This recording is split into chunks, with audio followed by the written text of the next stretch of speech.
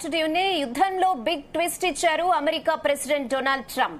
Iran పై దాడులు ఆపేస్తున్నట్లు ప్రకటించారు. 5 రోజుల పాటు ఇరాన్ విద్యుత్ కేంద్రాలపై దాడులు చేయబోమని తెలిపారు.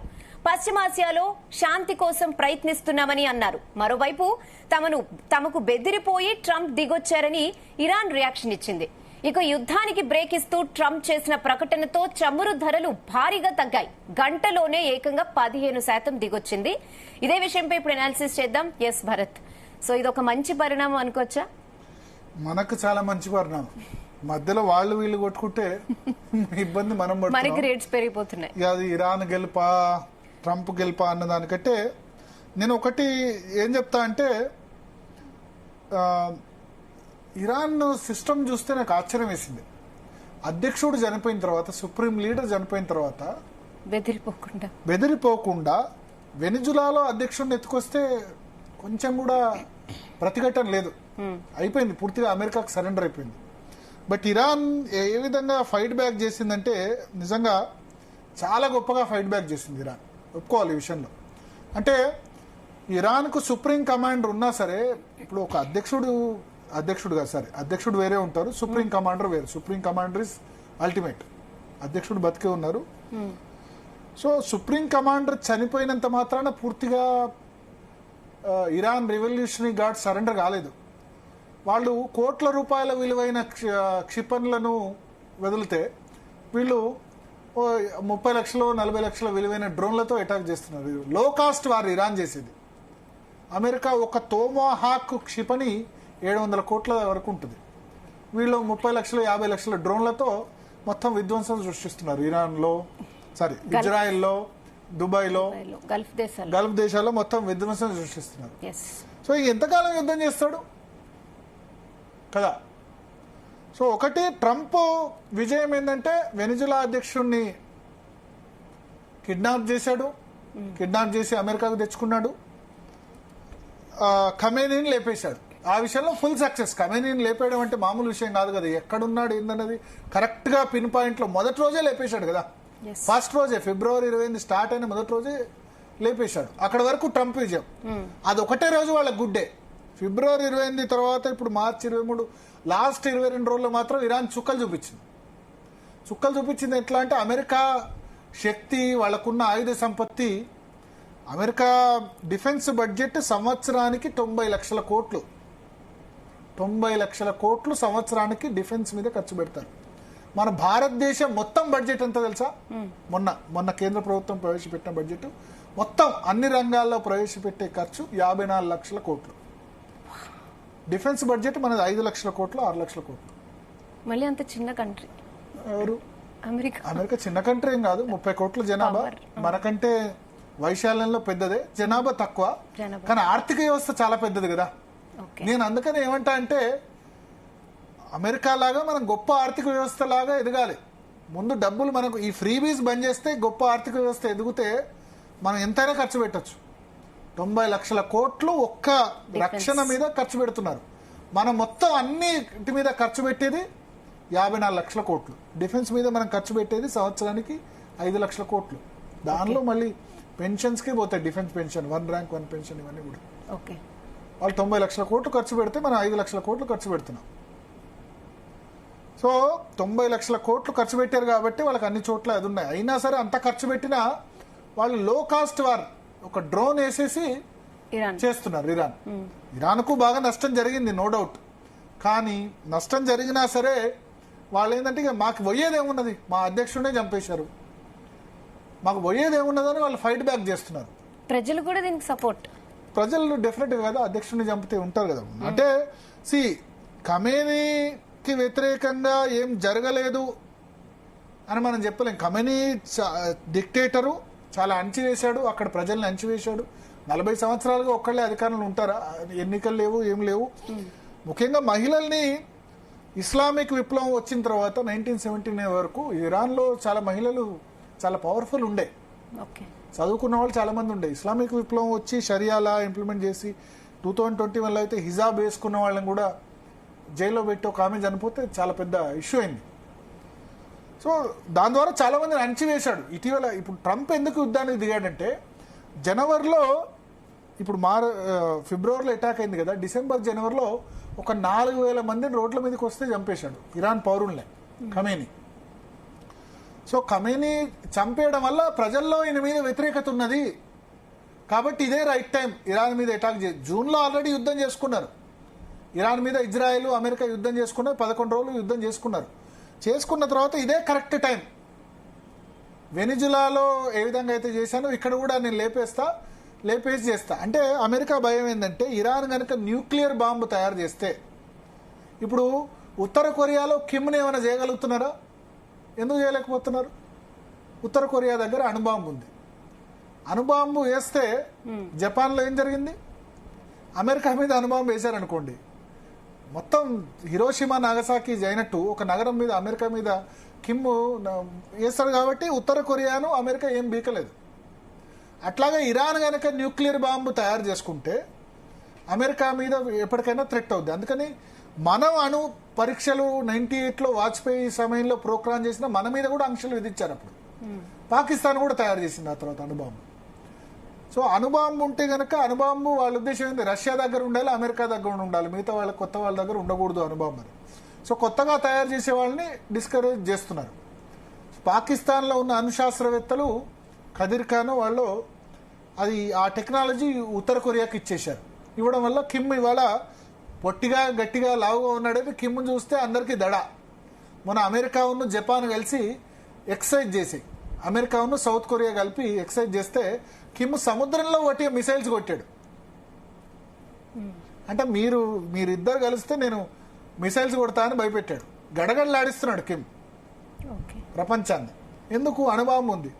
సో ఇరాన్ కూడా అణుబాంబు తయారు చేస్తే ఎట్లా కంట్రోల్లోకి రాదు అన్నది ట్రంప్ ఆలోచన.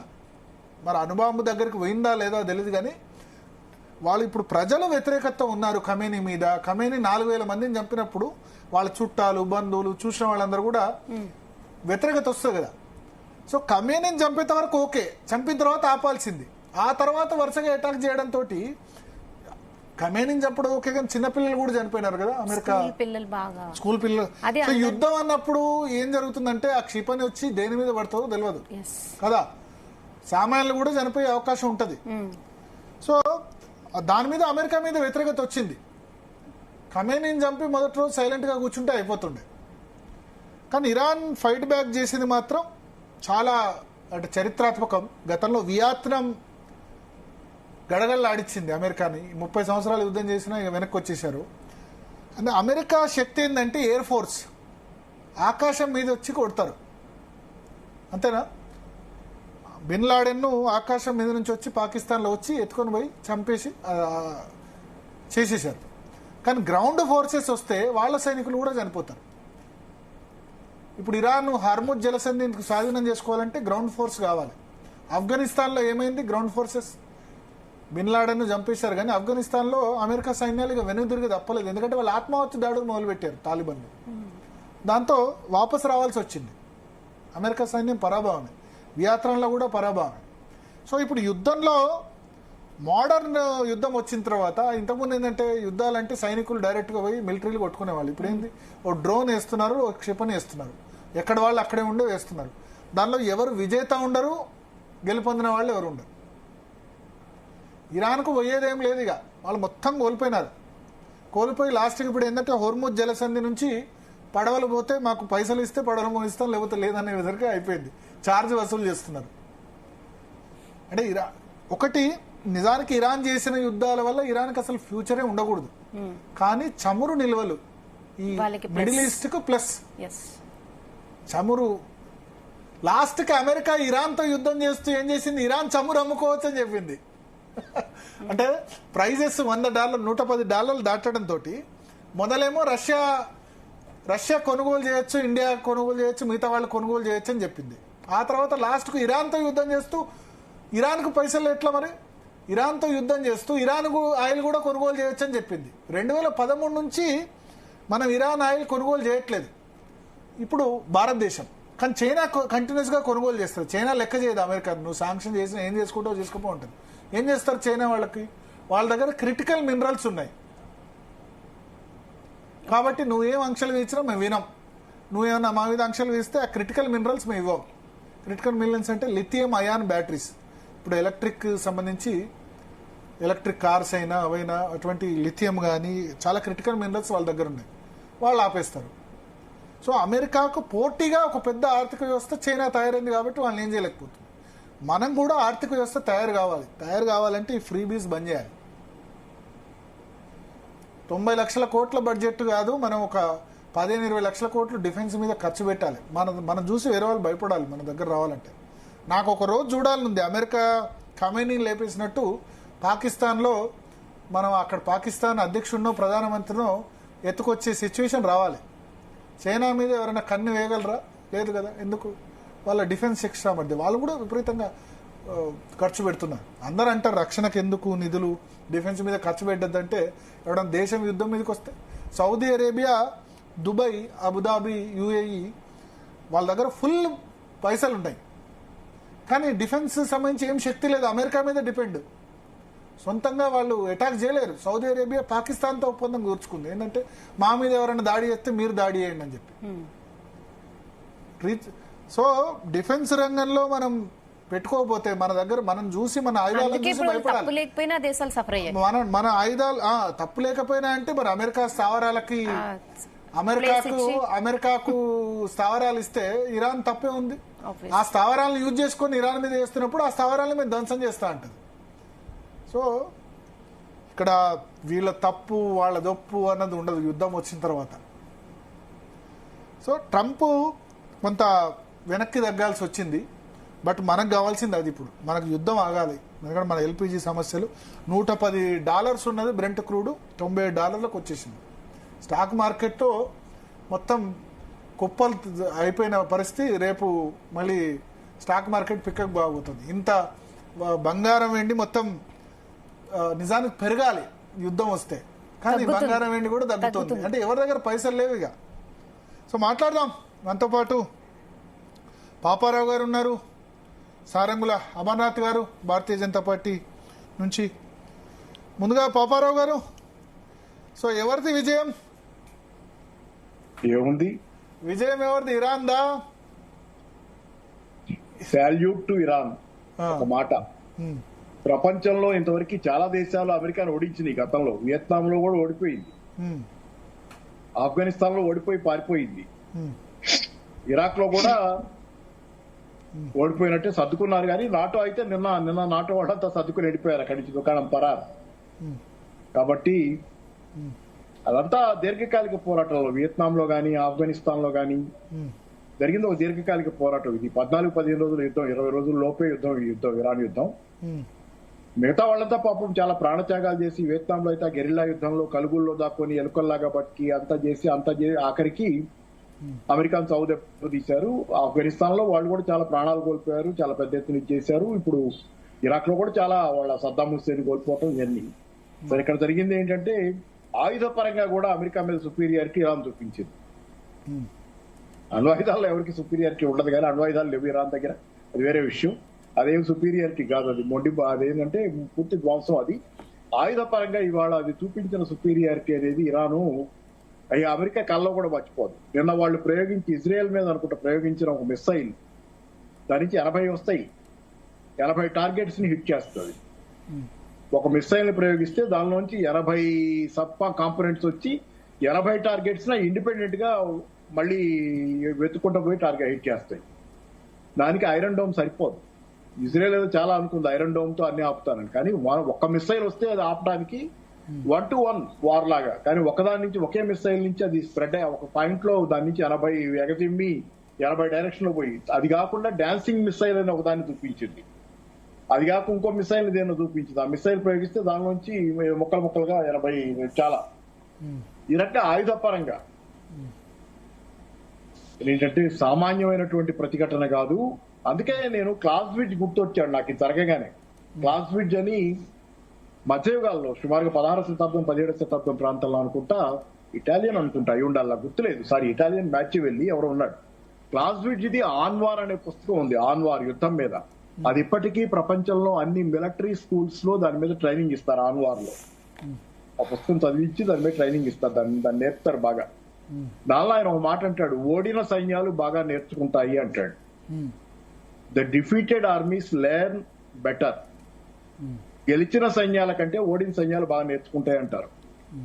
అందుకే నిరంతరం అభద్రతలో దాడుల కింద ఉన్నటువంటి ఇరాన్ బాగా నేర్చుకుని ఈరోజు అమెరికాకి చావు తప్పి కన్నులొట్టబోయిన పరిస్థితి తెచ్చింది.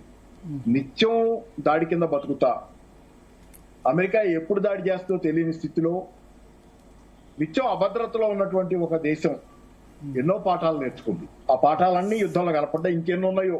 ఇప్పుడు ఆపాడు యుద్ధం, ట్రంప్ ఆపాడు. ట్రంప్ ఆపాడే కానీ ఇప్పుడు మనం అనుకుంటున్నాం 5 రోజులు యుద్ధం ఆపుతున్నాను అన్నాడు.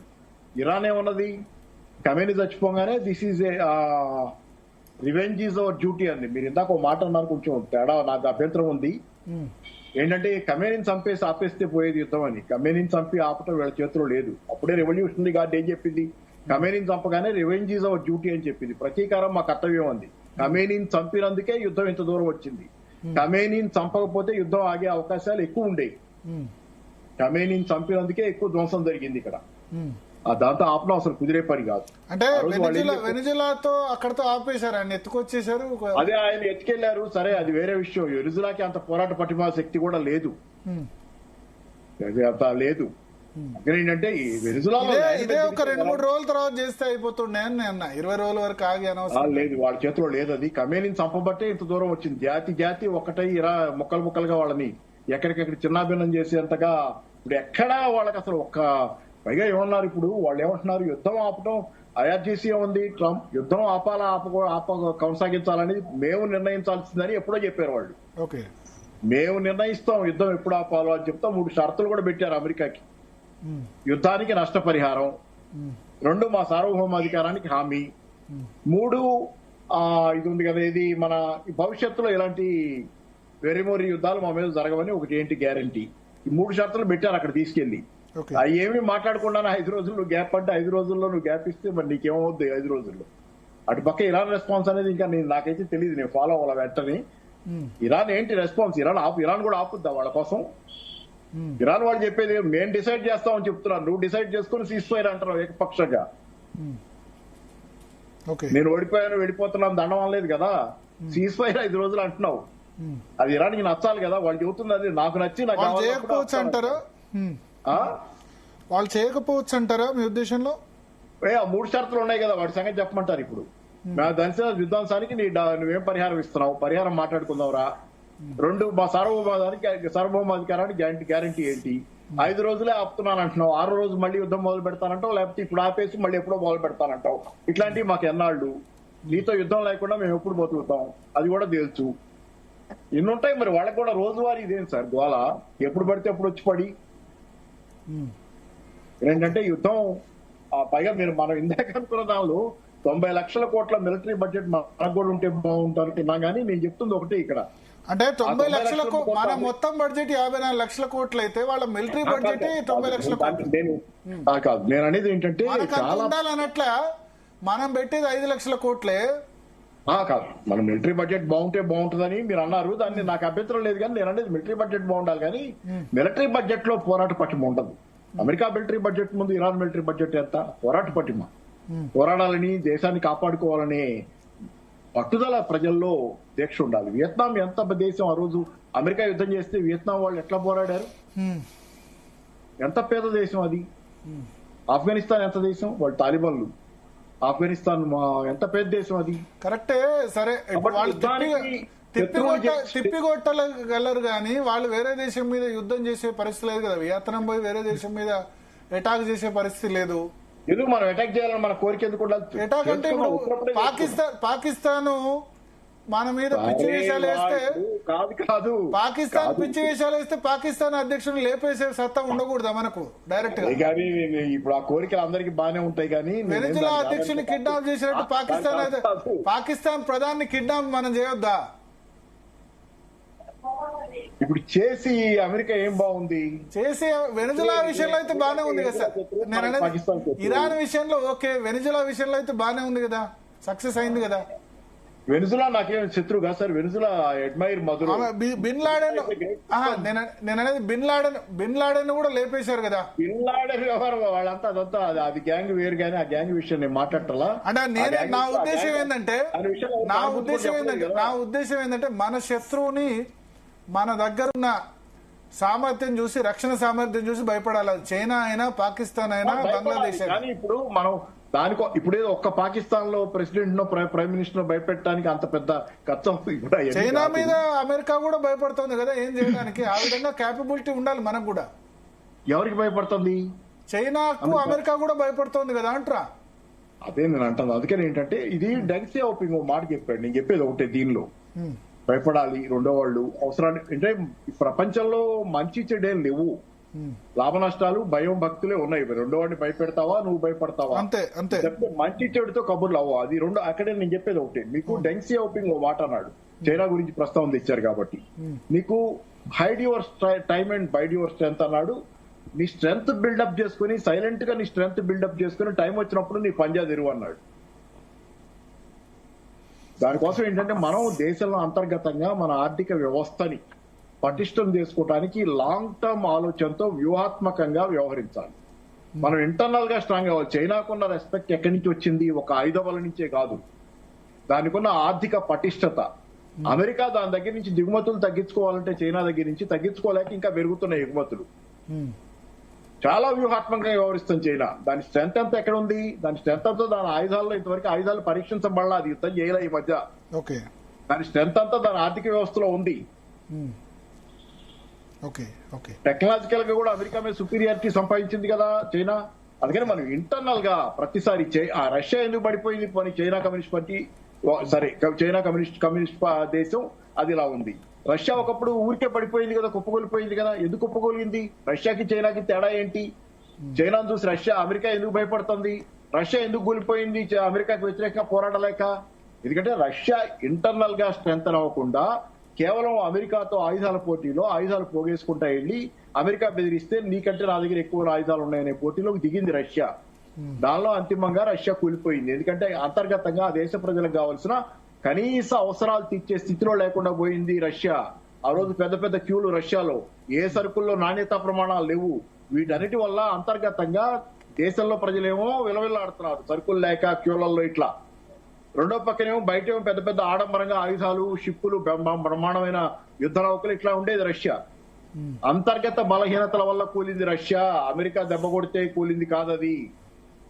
చైనా ఎందుకు స్ట్రాంగ్ గా ఉంది? వాళ్ళ అంతర్గతంగా దాని ఆర్థిక వ్యవస్థ పటిష్టంగా ఉంది. చైనాలో ప్రజలు చైనా దేశంలో తయారైన సరుకుల్ని ఈ రోజు విదేశాల నుంచి వచ్చిన మన ఆర్థిక వ్యవస్థ కూడా ఆ విధంగా కావాలి. అలా అవ్వాలి, అలా అవ్వాలి, అలా అవ్వాలి. BYD కారు కొనుక్కోవడానికి చైనా వాళ్ళు మంచి కారు అనుకుంటున్నారు. తౌకలో మంచి car BYD car, Musk car కంటే, ఎలన్ మస్క్ కార్, టెస్లా కంటే. సో ఆ రకంగా భారత ఆర్థిక వ్యవస్థను అంతర్గతంగా పటిష్టం చేసుకున్న రోజు ఆటోమేటిక్ గా ఆయుధాలకు సంబంధించింది కూడా నెక్స్ట్ ఫాలో అప్ వచ్చేస్తుంది దాంతో పాటు. అది వదిలేసి మనం Russia type model, China model రెండు ప్రపంచంలో ఈరోజు కళ్ళ ముందు కనపడేది అమెరికాకి ఎదురుగా. రష్యా మోడల్ ఫెయిల్ అయింది, బయట ఆయుధాలతో ప్రదర్శనలు చేసింది, విన్యాసాలు చేసింది, పడిపోయింది లోపలేం లేక. అమర్ గారు ఒపీనియన్ తెలుసుకుందాం. అమర్ గారు, సో ఇవాళ మధ్యాహ్నం లోక్సభలో ప్రధానమంత్రి నరేంద్ర మోడీ ప్రకటన చేశారు, యుద్ధం ఎక్కువ కాలం కంటిన్యూ అవుతే మనకు ఇబ్బంది అని చెప్పి. బట్ సరే, ఇది తాత్కాలిక విరామమా లేకపోతే పూర్తి విరామమా అయితే తెలియదు, కానీ మనకు కావాల్సిందే జరిగింది ఇప్పుడైతే. ఈ తాత్కాలిక విరామం కూడా పెద్ద రిస్పెక్టే. సో ఒకటి ప్రతిపక్షం నుంచి ప్రధాన క్వశ్చన్ ఏంటంటే, ఈ లోక్సభలో ఇవాళ మాట్లాడుతున్నప్పుడు ఇరాన్ అధ్యక్షుడిని చంపడాన్ని ఎందుకు ఖండించలేదు నరేంద్ర మోడీ? ఇప్పటికి కూడా అఫీషియల్ గా భారతదేశ ప్రభుత్వం అత్యున్నత వ్యక్తుల నుంచి ఎందుకు ఖండన రావట్లేదు అని అంటారు. భరత్ గారు, మొదట మీకు నమస్కారము, అట్లాగే మన ప్రేక్షకులకు. ఇప్పుడు భరత్ గారు, మీరు ఇందాక ఒక విషయం చెప్తున్నారు కదా, భారతదేశము పాకిస్తాన్ పై యుద్ధం చేసి వాళ్ళ అధ్యక్షుడిని ఎత్తుకురావాలనేది. ఇక్కడ ఆపరేషన్ సింధూర్ జరిగినప్పుడు the success of Bharat is quick conflict resolution war స్ట్రాటజీలో ఇప్పటి వరకు ఈ మధ్య కాలంలో ప్రపంచంలో ఏ వార్ కూడా అంత స్పీడ్ గా కొట్టేసి దాంతో పాటుగా డిప్లొమాటిక్ ప్రెషర్ మనం బిల్డ్ చేసి వాళ్ళు రిటాలియేట్ చేయకుండా మనం చాలా జాగ్రత్తగా కాపాడుకున్నాం. So that is a success. అదే ఈ రోజు అమెరికా అనే దేశము ఇరాన్ పైన 2 గంటలలో కంప్లీట్ చేస్తామని చెప్పి ప్రకటించి స్టార్ట్ చేసిన వారిది 2 గంటలు కాదు కదా, 25 రోజులైనా కూడా ఇంకా కంటిన్యూ అవుతున్నది. వాళ్ళంతటా వాళ్ళు there is no exit route. అమెరికాకి ఎగ్జిట్ రూట్ లేక వాళ్ళు చివరికి 5 రోజులు అనే ఒక తాత్కాలిక విరామం ఇచ్చి స్లోగా నాకు తెలిసి వాళ్ళు అంటే బ్యాక్అవుట్ అవుతారని నేను అనుకుంటున్నాను. అయితే సరే, ఇది భారత యొక్క క్విక్ కాన్ఫ్లిక్ట్ రెజల్యూషన్ వార్ స్ట్రాటజీలో మనం ఎంత పర్ఫెక్ట్ గా సక్సెస్ అయినాం అనేది ప్రపంచంలో అనేక దేశాలు ఆపరేషన్ సింధూర్ ను చాలా గొప్ప గొప్ప వార్ స్ట్రాటజిస్టులు కూడా సర్ప్రైజింగ్ గా వాళ్ళు ఆర్టికల్స్ రాయడం జరిగింది. ఆన్ ది అదర్ హ్యాండ్ ఈ రోజు ప్రధానమంత్రి మోడీ గారు చాలా చక్కగా 4 అంశాల గురించి డిస్కస్ చేశారు. ఫస్ట్, భారతీయుల యొక్క రక్షణ, భారతీయులు సురక్షిత ప్రాంతాలకు వెళ్ళడం అనేది హైయెస్ట్ ప్రయారిటీ. 13 దేశాల అధినేతలతో నేను రెగ్యులర్ గా మాట్లాడుతున్నాను. అక్కడ ఉన్న భారతీయుల యొక్క రక్షణ ఇంపార్టెంట్ అని. అట్లాగే మన దేశంలో ఉండే రైతులకు ఫర్టిలైజర్స్ కావచ్చు, లేకుంటే యూరియా కావచ్చు, ఇది ప్రపంచంలో 3,000 రూపాయలు ఉన్నా కూడా బస్తా యూరియాకు మేము కేవలం 285 రూపాయలకే మన రైతులకు ఇవ్వడానికి 100% 1 రూపాయి కూడా పెంచేది లేదు, అంతే ధరకు మేము ఇస్తాము అనేది కూడా వాళ్ళ అష్యూరెన్స్ ఇవ్వడం జరిగింది ప్రధానమంత్రి. అట్లాగే పెట్రోల్ డీజిల్ ప్రైజెస్ గురించి కూడా వారు మాట్లాడారు. దాని విషయంలో కూడా అష్యూరెన్స్ ఇచ్చారు. అది మన పైన ఇంత ప్రెషర్ ఉన్నా కూడా మేము డీజిల్ పైన, పెట్రోల్ పైన ఇంకా దాన్ని స్టేబుల్ గా ఉంచాము అనే విషయం చెప్పారు. అట్లాగే మూడోది ఎనర్జీ సెక్యూరిటీ గురించి మాట్లాడారు. ఎల్పిజి సిలిండర్లను, ఎల్పిజి యొక్క ప్రొడక్షన్ మేము ఎట్లా పెంచుకున్నాము గత 15 రోజులలో, ఆ తర్వాత హార్ముజ్ స్ట్రైట్ నుంచి ఏ విధంగా మన నౌకలను, ఏదైతే ఎల్పిజి నౌకలు కావచ్చు లేకుంటే క్రూడ్ ఆయిల్ నౌకలను ఎట్లా తీసుకొచ్చాము, అవసరమైతే మన రక్షణ దళాన్ని, మన నౌకా దళాన్ని కూడా పంపించి అక్కడి నుంచి తీసుకొస్తాము. ఈ విషయంలో లాస్ట్ విషయం, ఇంకొకటి ఇంపార్టెంట్ విషయం ఏం చెప్పారంటే, ఇట్లాంటి యుద్ధాలు జరిగినప్పుడే ఈ టెర్రరిస్టులు, ఆ తర్వాత ఈ కొంతమంది మాబ్ మెంటాలిటీ ఉండేవాళ్ళు, మాఫియా టైప్ వాళ్ళు వాళ్ళ యొక్క నిజ స్వరూపాన్ని చూపించి చిల్లర వేషాలు వేసే అవకాశం ఉంది. కాబట్టి మన కోస్టల్ సెక్యూరిటీ, సైబర్ సెక్యూరిటీ, అట్లాగే స్ట్రాటజిక్ లొకేషన్స్ యొక్క సెక్యూరిటీ, బార్డర్ సెక్యూరిటీని స్ట్రెంథెన్ చేశాము, అనుక్షణం వాటిని పరిశీలిస్తున్నామని చెప్పారు. సో వారు చాలా కాంప్రిహెన్సివ్ గా భారతదేశానికి పార్లమెంటు కేంద్రంగా మొత్తం దేశ ప్రజలకు ఒక గొప్ప మెసేజ్ ఇచ్చారు. దాంతో పాటు ప్రపంచ మానవాళికి కూడా ఒక మెసేజ్ ఇచ్చారు. ఇలాంటి యుద్ధాలతో మానవాళికి చాలా ఇబ్బందులు ఎదురైతాయి. కామన్ పీపుల్ అంటే సామాన్య జనులు, సామాన్య ప్రజలు, ఏ దేశంలో ఉన్న సామాన్య ప్రజలు సామాన్యంగానే ఉంటారు కదా. ఇప్పుడు ఇరాన్ లో ఉన్న సామాన్య ప్రజలైనా, తర్వాత ఇజ్రాయెల్ లో ఉన్న సామాన్య ప్రజలైనా కూడా సామాన్య ప్రజలను చంపడం అయితే తప్పు. సో అలాంటి మానవతా దృక్పథంతో ఇది చేయడం జరిగింది. సో దాని యుద్ధాన్ని వెంటనే విరమించాలని వారు కూడా కోరుకున్నారు. విత్ ఇన్ 1 hour లోనో 2 hours లోనో ట్రూత్ దానిలో పెట్టడం కూడా చాలా అంటే ఆశించదగ్గ పరిణామం. సరే, దానిలో మోడీ గారు అందరితో మాట్లాడడం, విమర్శ వస్తుంది ఏంటంటే, మనం విశ్వగురు అని ప్రకటించుకుంటున్నాం, ఇటువంటి దానికే మన విదేశాంగ విధానం ఇండిపెండెంట్ గా లేదు, అమెరికా ఒత్తిడికి చాలా తలగ్గుతున్నాం, రష్యా నుంచి వేవర్ మనకు వాళ్ళు ఇవ్వడం ఏంటి, 1 నెల పాటు కొనుగోలు చేసుకోవచ్చు అని చెప్పడం ఏంటి, తర్వాత ఇరాన్ తో మనకు మంచి టర్మ్స్, ఇరాన్ తో మనకు చాలా మంచి టర్మ్స్ ఉన్నాయి, కానీ ఎందుకు బహిరంగ మనం ఇరాన్ అధ్యక్షుడు చనిపోతే, సరే వెనిజులాతో అంటే మనకు పెద్ద డిప్లొమాటిక్ రిలేషన్స్ లేవు, కానీ ఇరాన్ తో మంచి ఇరాన్ అధ్యక్షుడు చచ్చిపోతే ఇరాన్ లోనే సంబరాలు చేసుకున్నారు. మనం ఎట్లా ఖండిస్తామండి? అతను ఒక నియంత, అతను కేవలం 1 నెల రోజులలోనే మీరు 4,000 అన్నారు ఇందాక, కొన్ని అల్ జజీరా లాంటి ఛానల్లో 12,000 అన్నారు. యాక్చువల్ గా సోషల్ మీడియాలో అనేక మంది చెప్పేది ఏంటంటే, ఇరానియన్ చెప్పేదంటే దాదాపు 30,000 మందిని చంపారని. అంటే కేవలం నెల 15 రోజులలో 30,000 మందిని చంపిన వ్యక్తి వాడు నియంత అవుతాడా, టెర్రరిస్ట్ అవుతాడా, ఒక దేశ అధ్యక్షుడు అవుతాడు? దేశ అధ్యక్షుడు అంటే ఆ దేశాన్ని, ఆ సమాజాన్ని కాపాడేటి వాడు అధ్యక్షుడు. అంతేగాని ఆ సమాజంలో ఉండే వాళ్ళను నేను 30,000 మందిని చంపేస్తా, అవసరమైతే ఎవరినంటే వాళ్ళని చంపేస్తా అంటే అది కరెక్ట్ విషయం అనిపించుకోదు. ప్లస్ అతను చచ్చిపోయిన తర్వాత వాళ్ళ సమాజంలో ఉండే అనేక మంది బయటకు వచ్చి సంబరాలు చేసుకున్నారు. వాళ్ళు ఇంకా మన భారతదేశంలో ఉండే కొంతమంది అంటే కన్నీరు కారుస్తూ ఉంటే, అయ్యో మా కెమెని చచ్చిపోయినాడు, మా కెమెని చచ్చిపోయినాడు అనే వీడియోలకు వాళ్ళు ట్రోలింగ్ చేశారు ఏదో ఇరానియన్స్ ట్రోలింగ్ చేశారు. కానీ ఇప్పుడు అంత ఇరాన్ ఇంకా మనకు సిగ్గు లేకుండా ప్రజల నుంచి ఇంత సపోర్ట్ లేదే యుఎస్ మీద ఇట్లా యుద్ధం చేయగలిగిందా ఇరాన్? అసలు ఒక ప్రశ్న సార్, భరత్ గారు పాపారావు గారు ఏదో అడగాలనుకుంటారు. 1991 లో ఇరాక్ యుద్ధం పాపారావు గారు ఏదో అడగాలనుకుంటారు. ఎస్ పాపారావు గారు మిమ్మల్ని ఏదో అడగాలనుకుంటారు. ఒక్క నిమిషం పాపారావు గారు చెప్పండి. నేను చెప్పాలనుకుంటున్నా ఆయన ఒక ప్రశ్న. ఇరాన్ లో ఖమేనీ మరణం తర్వాత నిజమే ఇరాన్ లో ఖమేనీకి వ్యతిరేకులు ఉండొచ్చు. సార్ చెప్పినట్టు ఇరాన్ లో కొంతమంది బయటకు వచ్చి డాన్సులు చేసి ఉండొచ్చు ఖమేనీ చనిపోతే. అది ఎప్పుడు ఏ దేశంలోనైనా అది వెస్టర్న్ మీడియా జనరల్ గా పికప్ చేసేది. 10 మంది చేసినా గానీ దాన్ని ఏదో దేశం అంతా సంబరాలు జరిగినట్టు. ఈ దేశంలో రాజీవ్ గాంధీని ఎల్టీటీ చంపితే ఎవరు కూడా బయటకు వచ్చి ఆహ్లాదపడలేదు. ఒక్కళ్ళు కూడా ఈ రాజీవ్ గాంధీ చచ్చిపోయినాడు కానీ ఈవెన్ భారతీయ జనతా పార్టీ కార్యకర్తలు కావచ్చు రాజీవ్ గాంధీని వ్యతిరేకించిన వ్యక్తులు కూడా ఎవరు కూడా రాజీవ్ గాంధీ గురించి మాట్లాడలేదు కదా. మీరు అనవసరమైన టాపిక్ తీసుకొస్తున్నారు. ఏ అవసరం కాదు, మీరే చెప్పారు కదా డాన్స్ వేశారంటే దాని గురించే మాట్లాడుతున్నారు. మీరు మాట్లాడింది రాంగ్. అది మీరు చెప్పేది ఒకటే. మీరు బీజేపీయే కదా? నేను బీజేపీ సార్. ఆగండి, మీరు బీజేపీయే కదా? ఎస్, మీ పార్టీ స్టాండ్ ఖమేనీని చంపడం కరెక్టనే? పాపారావు గారు ఇప్పుడు భరత్ గారు ఇప్పుడు నేను పాపారావు గారు మాట్లాడుకోవడము అనేది కరెక్టా లేకుండా నేను మీ క్వశ్చన్ ఆన్సర్ చేయడం కరెక్టా? మీరు అవన్నీ మాట్లాడద్దు. మీరు ఇన్ని పర్సనల్ గా స్టాండ్ పొలిటికల్ గా స్టాండ్ వద్దు నాకు. మీరు ఒకటే చెబుతున్నారు, ఇరాన్ లో కొద్దిమంది డాన్స్ వేసి ఉండొచ్చు. ఎక్కడ ఎవరు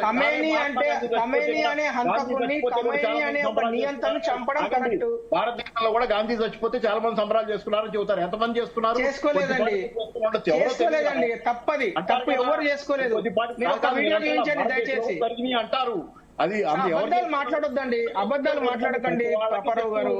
అంత మాత్రాన్ని ఇరాన్ మొత్తం ఖమేనీ చచ్చిపోతే చేసుకుంది, డాన్స్లు వేశారు. ఏం కాదు అది. ఇరాన్ మొత్తం ఏకమైంది ఖమేనీ చచ్చిపోయిన తర్వాత. ఇది నిజం. కొంతమంది ఇప్పుడు భరత్ గారు ఇప్పుడు అర్థమవుతున్నది కదా ఎవరు కన్నీళ్లు గారుస్తున్నారో. ఖమేనీ చచ్చిపోతే ఎవరు కన్నీళ్లు గారుస్తున్నారో కనబడుతున్నది కదా ఇరాన్ ప్రజలతో పాటు.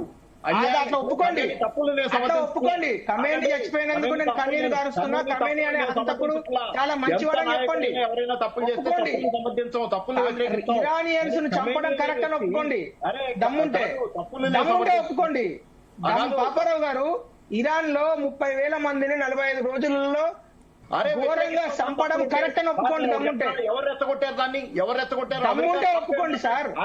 మీరు దమ్ముంటే పాపారావు గారు ఇప్పుడు నేను అడుగుతున్నా కదా, మీరు దమ్ముంటే మీరు విశ్లేషకుడా, మీరు కమ్యూనిస్ట్ పార్టీ నాయకుడా? మీరు కమ్యూనిస్ట్ పార్టీ నాయకుడా? ఇప్పుడు నేను కమ్యూనిస్టే కాదు, నేను పార్టీలో లేను. కమ్యూనిస్టే కదా, ఒప్పుకోండి. ఇరాన్ లో 30,000 మందిని 30,000 మందిని నరకడం కరెక్ట్ అని ఒప్పుకోండి దమ్ముంటే. పార్టీలో ఒక మాట ఆగండి.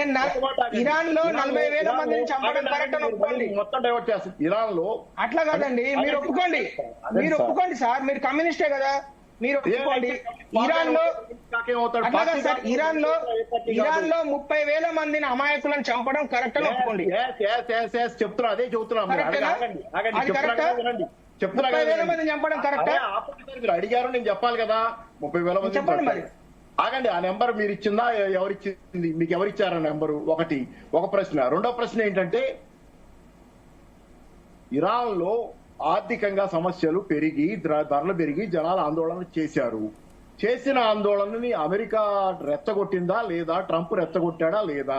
రెచ్చగొట్టినా వాళ్ళ దేశ ప్రజలను వస్తున్నాను నా సైన్యాన్ని ఒప్పుకుంటున్నారా? ట్రంప్ చేశాడా లేదా? నేను వస్తున్నాను నా సైన్యాన్ని తీసుకుని మీరు తిరగబడండి, మీ ప్రభుత్వాన్ని మార్చుకుందామని చెప్పి వాళ్ళని రెచ్చగొట్టింది ఎవరు? చచ్చిపోయేదాకా రెచ్చగొట్టింది ఎవరు? వాళ్ళ ప్రాణాలు తీయటంలో ట్రంప్ పాత్ర ఎంత? 30,000 మంది చచ్చిపోయారని ఎవరు చెప్పారు మీకు? ఆ నెంబర్ అల్ జజీరా న్యూస్ ఛానల్లో వచ్చిన విషయం నేను చెప్తున్నాను. నేను కోర్టు కూడా వేశాను. నేను అక్కడ చూసినా చెప్పట్లేదు కదా. అల్ జజీరా ప్రకారం 30,000 మంది చంపారు. ఇందాక భరత్ గారు చెప్పిన ప్రకారం 4,000 మంది చంపారని చెప్తున్నారు. ఒక మాట అల్ జజీరా చెప్పింది అంటున్నారు కదా.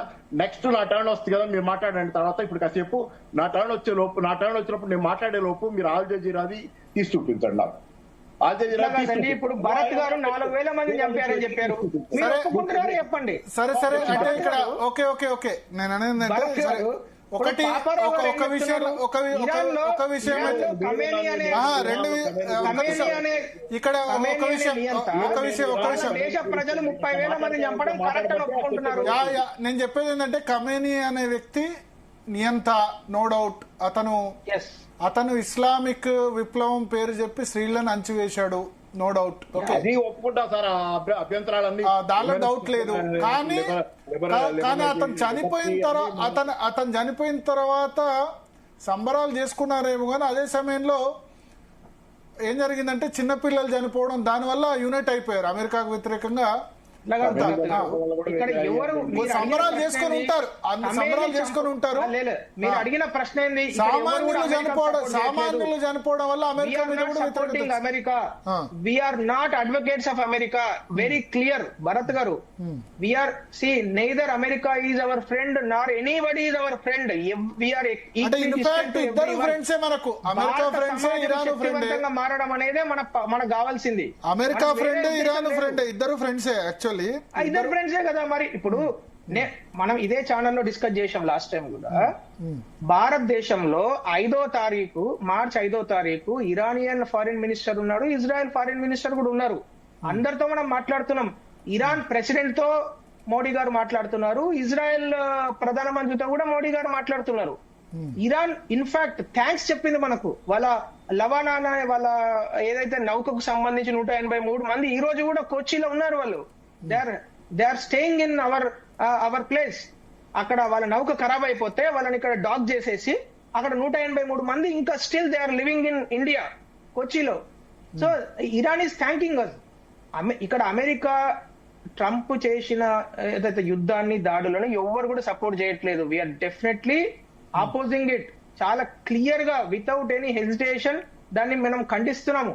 అట్లా చేయడం తప్పు. కానీ ఇక్కడ సమస్య ఏంటంటే ప్రధానమంత్రి మోడీ గారు ఏవైతే విషయాలు చెప్పారో అది భారతదేశానికి, భారత సమాజానికి, వేరే దేశాలలో ఉండే భారతీయులకు సంబంధించిన విషయాలు. వాటిని మనం గ్రహించాలి, వాటిని మనం క్వశ్చన్ చేయాలి అవసరమైతే. ఇప్పుడు ప్రతిపక్షాలు ఏం చేయాలి? మీరు ఏమేమి సురక్షితమైన పనులు చేస్తున్నారు? భారతీయులను తీసుకురావడానికి 3,75,000 మందిని తీసుకొచ్చారు. లేదు ఇది సరిపోదు, ఇంకొక 1,00,000 మందిని పట్టుకురావాలి. అది మీరు చేయాల్సిన పని. అది కాకుండా అయ్యో ఖమేనీ చచ్చిపోయాడు అదే సార్ మనం మాట్లాడాల్సింది. సోనియా గాంధీ గారు చాలా ఇబ్బంది పడి ఆమె ఇంత పెద్ద లెటర్ రాశారు. వెంటనే ఖమేనీ అనే ఒక గొప్ప అద్భుతమైన వ్యక్తిని ఎట్లా చంపారు అనే విషయం మీద. అదే భారతదేశంలో భారతీయులు 13 దేశాలలో దాదాపు 1 కోటి మంది ఉన్నారు. మరి వారి గురించి ఎందుకు కన్నీరు గార్చలేదండి? ఇప్పుడు వీళ్ళందరూ మాట్లాడుతున్నారు కదా కమ్యూనిస్టులు. నిజంగా సిగ్గుంటే ఈ దేశ ప్రజలు కోటి మంది వేరే దేశాలలో, ఈ దేశాలలో వెస్టర్న్ పశ్చిమాసియా దేశాలలో బతుకుతున్నారు. వాళ్ళని ఎట్లా సురక్షితంగా మీరు ఉంచుతున్నారు మోడీ గారు అని క్వశ్చన్ చేయండి దమ్ముంటే. అది మీరు క్వశ్చన్ చేయాల్సింది. అది వదిలిపెట్టి మీరు ఏం మాట్లాడుతున్నారండి? మీరు దేని గురించి మాట్లాడుతున్నారు? అరే ఖమేనీని చంపాడు, ఇంకోని చంపాడు. మీకేం సార్? మన భారతీయులు మీకు ఇంపార్టెంటా లేకుంటే మీకు ఖమేనీ ఇంపార్టెంటా? మీరు భారతీయుల యొక్క రక్షణ గురించి క్వశ్చన్ చేయండి, దాని గురించి క్వశ్చన్ చేయండి సార్. ఈ రోజు 3,75,000 మందిని తీసుకొచ్చినాము. లేదు ఇంకొక 60,000 మంది అక్కడ టెహరాన్ లో ఉన్నారు, వాళ్ళని వెంటనే కోమ్ కు పంపిమ్మని దమ్ముంటే చెప్పండి. అట్లాంటి సజెషన్స్ ఇవ్వాలా? లేకుంటే దాన్ని ఛాలెంజ్ చేయాలి అవసరమైతే. దాని గురించి మీరు గవర్నమెంట్ ను క్వశ్చన్ చేయాలి, ఫారిన్ మినిస్టర్ ను క్వశ్చన్ చేయాలి, ప్రధానమంత్రిని క్వశ్చన్ చేయాలి. అంతేగాని మీరు ఖమేనీ గురించి లేకుంటే ఖమేనీ కొడుకు గురించి సార్ క్వశ్చన్ చేయండి. అయ్యా మీరు దయచేసి నేను చేతులెత్తి దండం పెడతా, మీరు అవ్విటి విషయాలను క్వశ్చన్ చేయండి. అది ఇంపార్టెంట్, అది భారత సమాజానికి ఇంపార్టెంట్, భారతీయులకు ఇంపార్టెంట్. అంతేగాని మీరు అసలు ఏమి సంబంధం లేని ఒక దాని సబ్జెక్టును పదే మాట్లాడుతున్నారు. సో భరత్ గారు, ఇక్కడ నేను just let me conclude without deviation. ఈ రోజు లోక్సభలో ప్రధానమంత్రి మోడీ గారు చాలా కాంప్రిహెన్సివ్ గా అన్ని అంశాల గురించి క్లియర్ గా చెప్పడం జరిగింది. భారతదేశ సెక్యూరిటీ, భారతీయుల యొక్క సురక్షితం రక్షణ, ఆ తర్వాత భారతదేశంలో ఉండే ఎనర్జీ సెక్యూరిటీ, ఈ అంశాల గురించి వారు చెప్పడం జరిగింది. యాజ్ ఫర్ as అమెరికా ఈ రోజు బ్యాకింగ్ అవుట్ గురించి నా కామెంట్ అయితే ఒకటి, వాళ్ళు వాళ్ళ ఎగ్జిట్ రూట్ గురించి వెతుకుతున్నారు గత 10 రోజులుగా. నేను అనుకున్నాను మొన్న ఈద్ రోజు ఈద్ పేరు మీద రంజాన్ పేరు మీద ఒక 2 రోజులు గ్యాప్ ఇచ్చి ఆ గ్యాప్ నే పొడిగిస్తారేమో అనుకున్నాను. మోర్ ఆర్ లెస్ ఈ రోజు అదే పద్ధతిలో వాళ్ళు కొనసాగుతున్నది. సో మోస్ట్లీ నేనేమనుకుంటున్నానంటే అతి త్వరలో దీనికి ఒక కంక్లూజన్, ఎందుకంటే ఈ యుద్ధం స్టార్ట్ అయినప్పుడు ఇది ఎవరు గెలిచారు ఎవరు ఓడిపోయినారు అనే దానికి డెఫినేషన్ లేదు. ఇప్పుడు అమెరికా గెలిచిందని ఎప్పుడు చెప్తాం? దెర్ ఇస్ నో, అమెరికాకి అసలు లక్ష్యం లేదు ఈ యుద్ధం స్టార్ట్ చేయడానికి. ఇజ్రాయెల్ కు లక్ష్యం ఉంది. ఇజ్రాయెల్ ఏం కోరుకున్నది? టెహరాన్ లో అంటే రెజిమ్ చేంజ్ వాళ్ళు ఏదైతే వాళ్ళ లక్ష్యం పెట్టుకున్నారు. అమెరికాకు అటువంటి లక్ష్యం కూడా లేదు. అమెరికా ఏమనుకున్నది? ఫస్ట్ ఒక రోజేమో 2 గంటలలో చేస్తా అన్నారు. తర్వాత సెక్రటరీ అమెరికా కూడా రెజిమ్ చేంజ్ కావాలి, ఖమేనీ పోవాలి, రెండోది న్యూక్లియర్ వెపన్స్ తయారు కావద్దు అన్నది అమెరికా లక్ష్యం కదా. ఇజ్రాయెల్ లక్ష్యానికి అమెరికా లక్షానికి కిమ్ లాంటి వాళ్ళు మరొకరు తయారు కావద్దని అనుకున్నారు. ఉత్తర కొరియా లాంటి వాళ్ళు ఇంకోళ్ళు తయారు కావద్దని అమెరికా అనుకుంది. You are right. See last 25 years గా ఇరాన్ అనే దేశము ఈ యుద్ధం కోసము వెయిట్ చేస్తున్నది. వాళ్ళు ప్రిపేర్ అయి ఉన్నారు. వాళ్ళు ఏమి ఆషామాషిగా అమెరికాకు వదిలిపెడతలేరు. వాళ్ళు ఆషామాషిగా వదిలిపెడతారని కూడా ఎవరు అనుకోలేదు. ఫైటింగ్ స్పిరిట్ నచ్చింది ఇరాన్ ఫైటింగ్ స్పిరిట్ బేస్ అనిపించుకున్నారు 100%. అందుగురించే కదా ఇప్పుడు అమెరికాకు కూడా కొంత బుద్ధి రావాలి అని చాలా దేశాలు దీనిపైన కామెంట్ చేశాయి. ఎందుకు ఇప్పుడు భారతదేశం కూడా వెంటనే అమెరికాకు సపోర్ట్ ఇరాన్ కు సపోర్ట్ ఎందుకు చేయలేదు? మనకు మన దేశం యొక్క ఏమంటారు ప్రయారిటీస్ ఇంపార్టెంట్ కాబట్టి we are equidistant. And when it time comes definitely ఇప్పుడు ఈ రోజు మోడీ గారు చెప్పినట్టు చాలా విషయాల గురించి ఆయన అద్భుతంగా మాట్లాడారు. ఇంకొక విషయం కూడా చెప్పారు వారు. నేను ఈ మొత్తం పశ్చిమాసియా దేశాల అధినేతలతో రెగ్యులర్ గా మాట్లాడుతున్నాను. వాళ్ళ ద్వారా ఈ యుద్ధాన్ని ఆపడానికి ప్రెషర్ కూడా పెట్టిమ్మని చెప్తున్నానని కూడా చెప్పారు వారు. ఆ విషయాన్ని కూడా లోక్సభలో చెప్పారు. సో క్లియర్ గా కనబడుతున్నది అన్ని దేశాలు కూడా కోరుకున్నాయి. ఎందుకంటే ఇప్పుడు వీళ్ళు ఏం చేస్తున్నారు? ఇరాన్ వాళ్ళు మిడిల్ ఈస్టర్న్ కంట్రీస్ లో బాంబులు వేస్తున్నారు. ఇన్ఫ్రాస్ట్రక్చర్ ఏదైతే ఆయిల్ ఇన్ఫ్రాస్ట్రక్చర్ ఉందో which is energy for the entire world, that is also getting hit. That's not correct కదా. అది అమెరికాకు కరెక్ట్ కాదు, మనలాంటి ప్రోగ్రెసివ్ కంట్రీస్ కి అయితే అసలే కరెక్ట్ కాదు. Developing at what speed? ప్రపంచ దేశాలు 2%, 2.5% అభివృద్ధి చెందుతున్న టైంలో మనం 7.5%, 8% వెళ్తున్నామంటే మన స్పీడ్ కు మనకు బ్రేక్ వేసినట్టే కదా, ఒక ఏమంటారు స్పీడ్ బ్రేకరే కదా. సో దాన్ని అయితే మనం తట్టుకోలేం కాబట్టి మనం ఖచ్చితంగా ఈ యుద్ధం ఎంత స్పీడ్ గా ఆపాలనే దాని మీద మన ప్రయత్నాలు అన్ని కూడా కొనసాగుతూనే ఉన్నాయి. మోర్ ఆర్ లెస్ నాకు తెలిసి ఇంకా ఇది ఒక కంక్లూజన్ కి వచ్చిందనే మనం నమ్మొచ్చు. పాపారావు గారు, మన కష్టాలు అయితే తీరినట్టేనా? ఇరాన్ మళ్ళా లేదు నేను యుద్ధం ఆపలేదు అంటదా?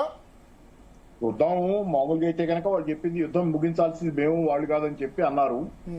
దాంతో పాటుగా వాళ్ళ 3 షరతులు ఇందాకే నేను చెప్పా కదా, షరతులు ఉన్నాయి యుద్ధం ముగించడానికి. ఆ 3 షరతుల మాట ఏంటని ఇప్పుడు ట్రంప్ అడుగుతారు. ఏదో ఒక రాజీ కుదిరితే మంచిదే, యుద్ధం ఆగాలని కోరుతారు. అక్కడ మానవ అమెరికా సుప్రీంకోర్టు చెప్తేనే టారిఫ్లు రిటర్న్ ఇవ్వట్లేదు. ట్రంప్ వాళ్ళకి ఇస్తాడా? అమెరికా సుప్రీంకోర్టు చెప్తేనే టారిఫ్లు ఇవ్వట్లేదు. ఇరాన్ కి ఇచ్చే ఆయన ఏమైనా ఇస్తాడా? టారిఫ్లు అంటే తనులు తినే వ్యవహారం కాదు కదా, ఇక్కడ తనులు తింటున్నాడు కదా. ఈ రోజువారీ మొత్తం అమెరికాను కంపెన్సేషన్ అడుగుతున్నాడు. ఇస్తుందా అమెరికా? ఇవ్వదు కదా. కంపెన్సేషన్ ఇస్తుందా అమెరికా? మాట్లాడుకుంటారు. ట్రంప్ తీసుకునేది తప్ప ఇచ్చే రకం కాదు. అవన్నీ మామూలు జనరల్ విషయాలండి, చిన్న విషయం అట్లా మాట్లాడుకుంటే అవ్వదు. కానీ మిగతా వాళ్ళు ఏమో కానీ ట్రంప్ కాదు, యుద్ధం ఆగటం ట్రంప్ కు అవసరం. అవును, లేకపోతే ట్రంప్ పరిస్థితి మరీ దీనంగా మారిపోద్ది. కాబట్టి దానికోసం ఏం చేసుకుంటాడు అనేది అతని ఇష్టం. ఆ చర్చలు ఏదో జరుగుతాయి కదా. ట్రంప్ కూడా చాలా బలహీనపడ్డట్టే ఇప్పుడు అమెరికాలో. యాక్చువల్ గా ఇప్పుడు మన స్ట్రాటజిక్ ఆలోచిస్తే ట్రంప్ పరిస్థితి అమెరికాలో చాలా బలహీనపడుతుంది. మిడిల్ ఈస్ట్ లో ఈ యుద్ధం ఇట్లా ఆపటం అనేది అందరికీ అర్థమైపోతుంది. ట్రంప్ చావు దెబ్బతిని చేసిన తప్పుకి ఇప్పుడు వెనక్కి ఎలా పోవాలో తెలియక ఈ నిర్ణయం తీసుకోవాల్సిన వచ్చిందనేది అందరికీ తెలిసిన తర్వాత ట్రంప్ శిబిరంలోనే ఆ మధ్య జో కెంట్ కూడా తిరుగుబాటు చేశాడు కదా, వెళ్ళిపోయాడు కదా బయటకి. ఆయన నేషనల్ సెక్యూరిటీ ఇది పర్సన్, ఆయన మేజర్ ఇన్ఛార్జ్ అతను వెళ్ళిపోతా కూడా చెప్పాడు యుద్ధం తప్పు చేయకూడదని. 15 రోజుల తర్వాత బయటకు వెళ్తా చెప్పాడు యుద్ధం మొదలైన తర్వాత. అట్లాంటి వాళ్ళు ఎంతమంది ఉంటారో. ఇప్పుడు ట్రంప్ కి ఎన్ని రకాల తిరుగుబాట్లు వస్తాయో. రేపు మిడ్ టర్మ్ ఎలక్షన్స్ నవంబర్ లో ఎప్పుడో ఉన్నాయనుకుంటా. వాటిలో ట్రంప్ పార్టీ పరిస్థితి అంటే చాలా ఉన్నాయి. ట్రంప్ కి ఇది మేజర్ ట్రబుల్ బిగినింగ్. అది మన ట్రబుల్స్ తీరిపోయినట్టేనా? మన ట్రబుల్ అంటే వాళ్ళు ఎక్కడ పోతే మనకెందుకు కానీ ముందు మనం చూసుకోవాలి. రస్లఫాన్ దీని మీద ఇరాన్ ఆయిల్ వెల్ మీద సౌత్ పాస్ మీద ఇజ్రాయెల్ దాడి చేసింది. దానికి ప్రతిగా ఇరాను రఫ్లసాన్ ఖతార్ దీని మీద ఎల్ఎన్జి ప్లాంట్ మీద దాడి చేసింది. అసలు ఇద్దరు కలిసి డెవలప్ చేసుకుందే సౌత్ పాస్ రస్లఫాన్ అనేది ఒకే ప్రాంతం. అది మొత్తం ఇరాను ఖతారు కలిసి ఒకప్పుడు డెవలప్ చేసుకునేది. దాన్ని మొత్తం డెవలప్ చేసి 1000 కోట్లు ఖర్చు పెట్టి అత్యద్భుతంగా ఎల్ఎన్జి వాళ్ళ ఏరియాలో వాళ్ళు సౌత్ పాస్ ఏమో ఇరాన్ లో, రస్లఫాన్ ఏమో ఖతార్ లో ఉన్న పార్ట్. ఇద్దరు కలిసి డెవలప్ చేసుకున్నారు. సరే అటాక్ చేశారు. అటాక్ చేసినప్పుడు 17% రస్లఫాన్ లో డ్యామేజ్ జరిగింది.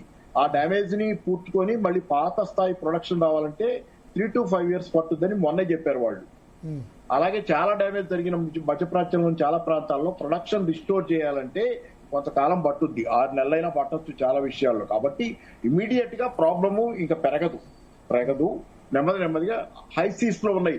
ఏది హార్ముజ్ లోంచి ప్రయాణం చేసే ఉన్నాయి. యుద్ధం ఆగితే గనక ఇరాన్ కూడా ఆగితే హార్ముజ్ తెరుచుకోగానే హార్ముజ్ లోంచి ప్రయాణాలు మొదలవుతాయి. కాబట్టి కొంత ఈజ్ అవుద్ది మన పరిస్థితి, కొంత ఈజ్ అవుద్ది. మళ్ళీ పాత పరిస్థితి ఇప్పుడు ఇమీడియట్ గా లేదు, కొంతకాలం పట్టుద్ది. అది ఓకే.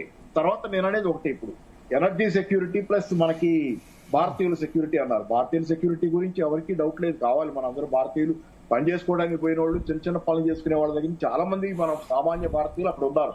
వాళ్ళందరూ భద్రత మనకు కావాలి. కానీ ఎనర్జీ సెక్యూరిటీ గురించి పదే మాట్లాడుతున్నారు కాబట్టి చెబుతా. ఎందుకంటే 2011-12లో భారతదేశం విదేశాల నుంచి ఎల్ఎన్జీ దిగుమతులు 28% మేరకు చేసుకుంటుంది తన అవసరాల్లో. అంటే సుమారుగా 72% భారతదేశంలోనే ఎల్ఎన్జీ ఉంది ఆ రోజు ఉత్పత్తి మన అవసరాలకి. కాగా 2022-23 నాటికి, ఇప్పుడు 2 ఏళ్ల క్రితం పరిస్థితి ఏంటంటే 50% దిగుమతులు జరుగుతున్నాయి. ఎనర్జీ సెక్యూరిటీ పెరిగిందా తగ్గిందా?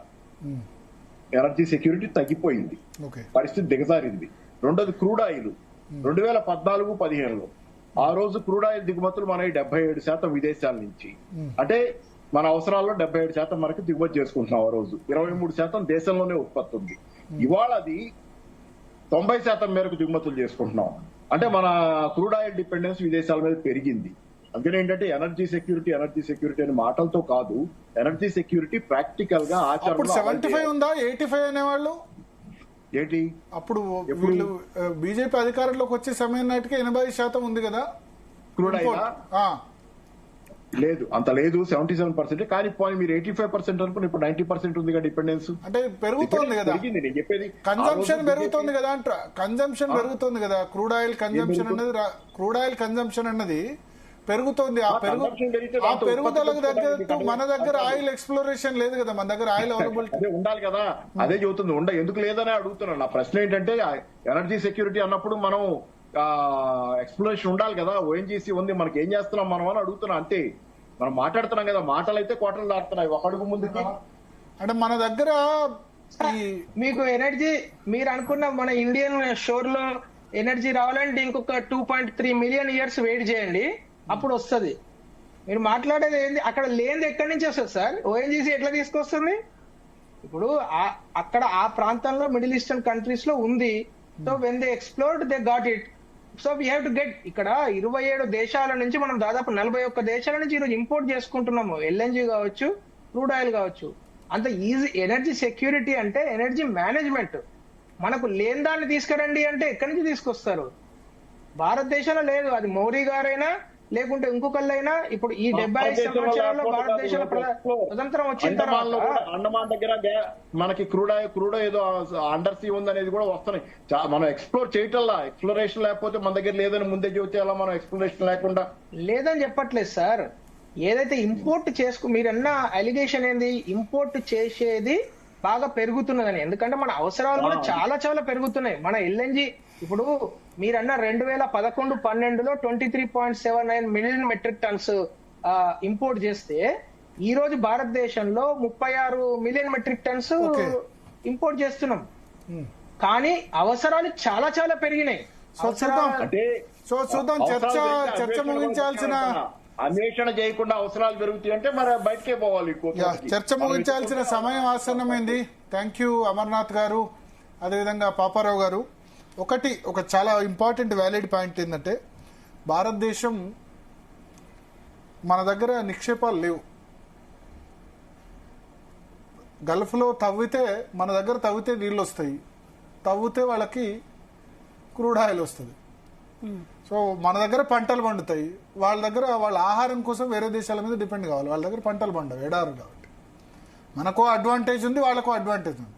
వాళ్ళేం పంటలు పండించుకోరు, వరి గోధుమ వేరే దేశాల నుంచి ఇంపోర్ట్ చేసుకోవాల్సిందే. వాళ్ళకి ఒక విధంగా అదృష్టం, ఇంకో విధంగా దురదృష్టం. తవ్వితే చమురు వస్తాయి కాబట్టి ఇంక వేరే అవసరం లేదు.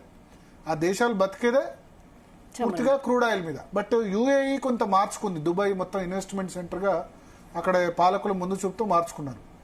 సో మనం మన దేశంలో ఇప్పుడు ప్రధానంగా బాగా ఇబ్బంది పడుతుంది 4. ఒకటి క్రూడ్ ఆయిల్. క్రూడ్ ఆయిల్ సంబంధించి మన దేశ పౌరులు మనం చేయగలిగింది ఏంటంటే ఎలక్ట్రికల్ అడాప్షన్. అంటే మనం ఏం చేస్తున్నాం, ఇప్పుడు పెట్రోల్ వెహికల్సే ఎక్కువ వాడుతున్నాం. చైనాలో జరుగుతున్నంత ఫాస్ట్గా ఎలక్ట్రికల్ వెహికల్ కానీ ఈ మన దేశం ఇబ్బంది పడకుండా తగ్గించాలంటే సోలార్ పవర్ చాలా ఫాస్ట్గా మనం థర్మల్ పవర్ నుంచి సోలార్ పవర్ వరకు షిఫ్ట్ అయిపోయినాం. అందరు ఇండ్ల మీద కూడా పెట్టేసుకుంటారు. సో అంటే బొగ్గు అంటే పొల్యూషన్ కాబట్టి. సో క్రూడ్ ఆయిల్ నుంచి మన దేశానికి రావాలంటే పౌరులుగా మనం చేసే బాధ్యత ఏంటంటే electrical vehicle adoption, EV adoption అనేది సాధ్యమైనంత తొందరగా జరగాలి. అంటే జరగాలంటే దానిలో ప్రాబ్లమ్స్ ఉన్నాయి. ఛార్జింగ్ పాయింట్స్ లేవు. పెట్రోల్ బంకుల్లాగా ఛార్జింగ్ రోడ్డు మీద అది 300-400 కిలోమీటర్లు వస్తాయి, లాంగ్ జర్నీస్ లేదు. బట్ సిటీలో ఉన్న వాళ్ళు ఈవీస్ కొనుగోలు చేయొచ్చు. తద్వారా క్రూడ్ ఆయిల్ నుంచి ఎలక్ట్రికల్ బస్సెస్ రావాలి, ఎలక్ట్రికల్ వెహికల్స్ రావాలి, ఎలక్ట్రికల్ 2 వీలర్స్ రావాలి, ఎలక్ట్రికల్ కార్స్ రావాలి. చైనా చాలా ఫాస్ట్గా ముందు చేయబోతుంది. రెండోది గోల్డ్ చాలా దిగుమతి చేసుకోవాల్సి వస్తుంది. అంటే ఫిజికల్ గోల్డ్ బదులు డిజిటల్ గోల్డ్ తీసుకుంటే, పెట్టుకోవడానికి ఆభరణాలు ఓకే, బట్ డిజిటల్ గోల్డ్ తీసుకుంటే కొంత, ఎందుకంటే మనం ఇంపోర్ట్ చేసుకుంటాం కాబట్టి మన ఇప్పుడు డాలర్కి 93 రూపాయలు, 95 రూపాయలు, 100 రూపాయలు కూడా అవుతుంది రేపు. ఇక్కడ మన దిగుమతులు తక్కువ కావాలి, ఎగుమతులు ఎక్కువ కావాలి. మనం ఎగుమతి చేసేది ఏంది సాఫ్ట్వేర్, మనం ఎగుమతి చేసేది ఫార్మాస్ మందులు, మనం ఎగుమతి చేసేది టెక్స్టైల్. వీటికంటే మనం దిగుమతి చేసేవి ఎక్కువ కావాలి. దిగుమతి చేసుకునేది ఏంటి, గోల్డ్. ఏమాత్రం తగ్గట్లే, గోల్డ్ ధర విపరీతంగా పెరిగిపోతుంది. ఎంత ధర పెరిగితే అంత మనకు ఇబ్బంది కదా. క్రూడ్ ఆయిల్ ఇప్పుడు $107, $110 అయితే సతమతం అవుతున్నాం. క్రూడ్ ఆయిల్ వాడకం తగ్గట్లే. ఈవీ ఫాస్ట్గా అయిందనుకోండి, వెహికల్ సంబంధించి ఇప్పుడున్న దానిలో 50% ఈవీ వెహికల్స్ మారిపోతే క్రూడ్ ఆయిల్ ఇంపోర్ట్ చేసుకునేది తగ్గుతుంది కదా, తద్వారా రూపాయి మార్క విలువ తగ్గుద్ది కదా. మూడోది ఆయిల్ పామ్ ఆయిల్, నూనె మలేషియా నుంచి పామ్ ఆయిల్ దిగుమతి చేసుకుంటాం. మన దగ్గర ప్రతి ఒక్కళ్ళు వరి పంట వేస్తున్నారు. ఆయిల్ పామ్ కనుక పండిస్తే రైతుకి చాలా గిట్టుబాటు అవుతుంది. ఎంత ఇప్పుడు కేసీఆర్ వచ్చినా ఆయిల్ పామ్ పండించాలన్నాడు, నిన్న రేవంత్ రెడ్డి కూడా ఆయిల్ పామ్ పండించాలన్నాడు. ప్రతిపక్షంలో వచ్చిన వాడు వరేసుకుంటే ఊరేనా, వరే వండించండి రైతులు అంటారు. మన దగ్గర వరి అన్నది చాలా ఎక్కువ అయిపోయింది, అవసరం ఉన్నా లేవు, స్టాక్ విపరీతంగా గోదాముల్లో మునిగిపోతున్నాయి. ఆయిల్ పామ్ గనక పండిస్తే గనక మనం మలేషియా నుంచి వేరే దేశాల నుంచి ఇంపోర్ట్ చేసుకోవాల్సిన అవసరం ఉండదు. సో రైతులకి ఈ రాజకీయ పార్టీలు ప్రతిపక్షాలన్నీ కూడా ఏంటంటే వాళ్ళ అధికారంలో ఉంటే వరి పండించండి, పత్తి పండించండి అని ప్రతిపక్షంలో ఉంటే అంటారు. అధికారంలోకి వచ్చిన తర్వాత ఆయిల్ పామ్ పండించండి, పామ్ ఆయిల్ పండించండి అంటారు. సో 3 ప్రధానంగా మన ఫెర్టిలైజర్స్, ఎరువులు కూడా చాలా ఎక్కువ మిస్యూజ్ జరుగుతుంది. అంటే ఏంటంటే అవసరం ఉన్న దానికంటే ఎక్కువ ఎరువులు వేస్తున్నారు. దానివల్ల ఏమవుతుంది, పంట అంతా కూడా సేంద్రియ పద్ధతి పోయింది. అవసరం ఉన్నా లేకున్నా ఎక్కువ ఎరువులు జల్లితే, ఫెర్టిలైజర్స్ యూరియాలు అవన్నీ జల్లితే అది ఆ పంట తిన్నవాళ్ళకి కదా ప్రాబ్లం. సో ఈ 4 ఎరువులు, బంగారం, తర్వాత క్రూడ్ ఆయిల్ ముడి చమురు, ఆ తర్వాత 4వది ఆయిల్ పామ్ను మనమే ప్రొడ్యూస్ చేయాలి. దాని నూనెనా తగ్గించలేము మనం, ఎందుకంటే నూనె దిగుమతి చేసుకోవాల్సింది. ఈ 4 గనక ఎంత తక్కువ భారతీయులు ఈ 4 విషయాల్లో చేస్తారో అప్పుడు మన ఆత్మనిర్భర్ భారత్ అవుతాం. వేరే వాళ్ళ మీద డిపెండెన్స్ తగ్గించుకోవాలంటే ఈవీ అడాప్షన్, ఆయిల్ పామ్ పంట మన రైతులు ఎక్కువ పండించడం. తెలంగాణలో 20 లక్షల ఎకరాలు ఇప్పుడు 3 లక్షల ఎకరాల్లో పండిస్తున్నారు. చెప్పంగా ఒక 20 లక్షల ఎకరాలు తెలంగాణలో పండిస్తే మన తెలంగాణ కాకుండా ఆంధ్రప్రదేశ్లో మిగతా రాష్ట్రాల్లో కూడా అవుతే మనం మలేషియా నుంచి ప్రతి సంవత్సరం ఒక 2-3 లక్షల కోట్ల రూపాయల ఆయిల్ పామ్ పంట మనం దిగుమతి చేసుకోవాల్సి వస్తుంది, తగ్గుతుంది. బంగారం, ఫిజికల్ గోల్డ్ బదులు ఈటీఎఫ్లో వాటిలో పెడితే తగ్గుతుంది. ఓకే. మూడోది electrical vehicles. Electrical vehicle adoption అయితే మనం ఇంపోర్ట్ క్రూడ్ ఆయిల్ యూసేజ్ తగ్గుతుంది. ఎస్. సో ఇవన్నీ చేయగలిగితే మన కర్తవ్యం మనం చేయగలిగితే వేరే వాళ్ళ మీద డిపెండ్ అవ్వచ్చు. వేరే వాళ్ళ మీద డిపెండెంట్ కావాల్సిన అవసరం లేదు. ఇది ప్రభుత్వం చేతిలో ఒక్కరి చేతిలో లేదు, ప్రజల పార్టిసిపేషన్ ముఖ్యం. ఈ 4 ఫెర్టిలైజర్స్ యూజ్ చేయొద్దనగానే విచ్చలవిడిగా యూజ్ చేస్తున్నారు. అందుకనే ఇప్పుడు ఏంది యూరియా, మైక్రో యూరియా అని చెప్తున్నారు. తక్కువ యూసేజ్ చేయండి, సేంద్రియ పద్ధతిలో మారాలి. మారకపోతే ఇబ్బంది. ఫెర్టిలైజర్స్ కూడా మనం చైనా నుంచి వాళ్ళ దగ్గర నుంచి ఇంపోర్ట్ చేసుకోవచ్చు. సో ఇంపోర్ట్స్ తగ్గించాలి, ఎక్స్పోర్ట్స్ పెరగాలి. అది మన టార్గెట్ కావాల్సిన అవసరం ఉంది. Okay Bharat, thanks for the analysis. So ఇది వాళ్ళ DNA. Stay tune to